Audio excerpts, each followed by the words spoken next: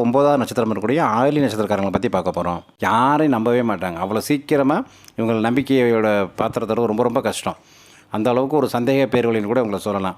பாம்புக்கு பார்த்தீங்கன்னா மனுஷன் நம்மளை அடிப்பானு பயம் இருக்கும், மனுஷனுக்கு பாம்பு நம்மளை கொத்திடுமான பயம் இருக்கும். அதே மாதிரி இவங்களோட பெரிய பிரச்சனையை பார்த்தீங்கன்னா பயம், சந்தேகம். இது அதிகமாக இருக்கிறதுனால யார் மேலேயுமே நம்பிக்கை கொஞ்சம் கூட இருக்காது.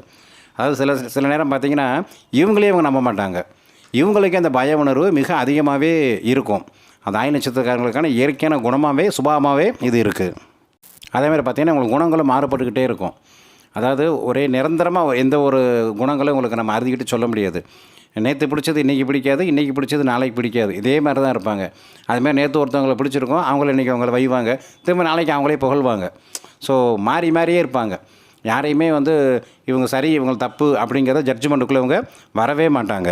மேலும் பல தகவல்களை அடுத்து வரும் பதிவில் தெரிந்து கொள்ளுங்கள்.